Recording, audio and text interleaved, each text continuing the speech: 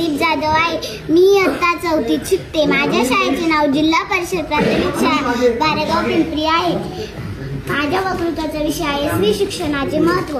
पुस्तकाने माणसाचे मस्तक सुधारते, पुस्तकाने माणसाचे मस्तक सुधारते आणि सुधारलेले मस्तक कोणाचे हस्ताक्षर होत नाही, पण लाचारीने कोणापुढे नतमस्तकही होत नाही, पण लाचारीने कोणापुढे नतमस्तकही होत नाही। अशक्य त्या गोष्टी शिक्षणच करू शकते, अशक्य त्या गोष्टी शिक्षणच करू शकते। क्रांतीची भाषा शिक्षणानेच पेटू शकते। मित्रांनो, हे ओळखले ते माझ्या क्रांतिज्योती सूर्याने, म्हणूनच तर माझा पहिला नमस्कार माझ्या त्या क्रांतिज्योती सूर्याला, ज्यांनी स्त्री शिक्षणाची मुहूर्त मिरवली। त्यामुळेच माझी आई, माझी ताई, आत्या, मावशी या शाळेत गेल्या, शाळा शिकल्या आणि कुटुंबाला शिक्षित केले। नमस्कार माझा त्या सावित्रीला, जिने आम्हा मुलींच्या शिक्षणासाठी शेण चिखल अंगावर घेतले। नमस्कार माझा त्या महामानवाला, ज्यांनी सांगितले की शिक्षण हे वाघिणीचे दूध आहे, ते पिल्यावर माणूस गुरगुरल्याशिवाय राहत नाही। राणी लक्ष्मीबाई, ताराबाई, अहिल्याबाई, लता मंगेशकर, आपल्या देशाच्या यशस्वीरित्या कारभार पाहणाऱ्या महिला माजी पंतप्रधान इंदिरा गांधी, एवढेच नाही तर आज देशाच्या अतिउच्च पदावर असलेल्या आपल्या राष्ट्रपती द्रौपदी मुर्मू, पहा अशा कितीतरी स्त्रिया पुरुषांच्या बरोबरीने काम करताना दिसतात। सांगा, तुम्हीच सांगा, कुठे कमी आहे वाटची स्त्री?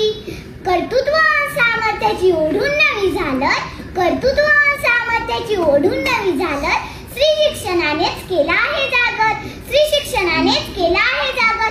शिक्षणामुळे स्त्रीच्या जीवनात क्रांती घडत आहे। स्त्री शिक्षणाच्या चळवळीतून तिने ज्ञानाचा दिवा पेटवला आहे। शिक्षणामुळेच आजची स्त्री पुरुषांच्या खांद्याला खांदा लावून प्रत्येक क्षेत्रात काम करताना दिसते। किती सामर्थ्य तुझी या हाती, फुलवीसी पाषाणातून ज्योती, किती सामर्थ्य तुझी या हाती, फुलवीसी पाषाणातून ज्योती।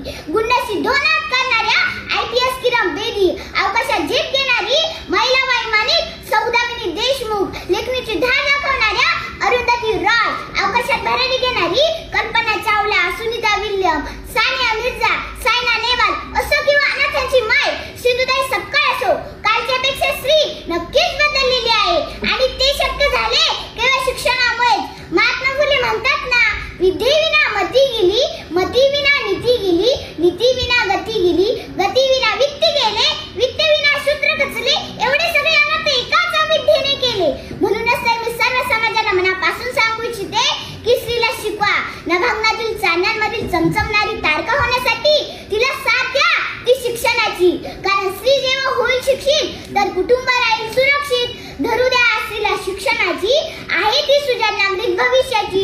खुली करा कवाडे शिक्षणाची, घुमू द्या वारे स्त्री मुक्तीची। पण ही झाली नाण्याची एक बाजू, दुसरी बाजू काय?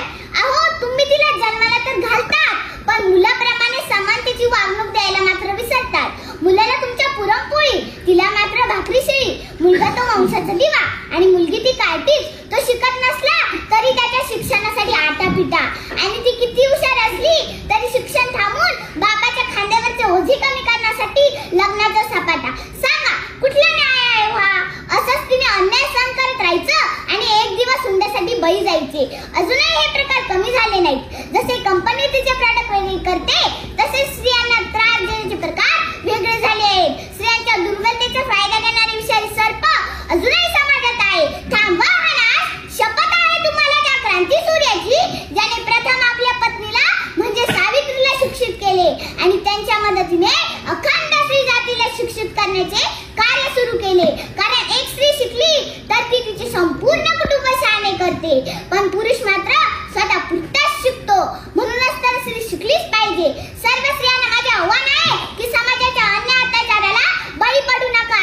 सर्व बंधनाच्या वेड्या तुम्ही आता झुगारून द्या।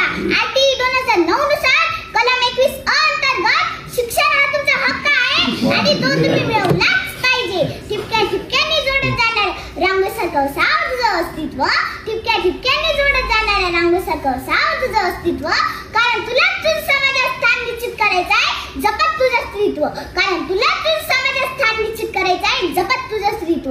लक्षात ठेव, तू आपला नाहीस, तू आहेस सबला नारी। तुला शिक्षणाची आस धरून घ्यायची आहे गगन भरारी, तुला शिक्षणाची आस धरून घ्यायची आहे गगन भरारी। धन्यवाद।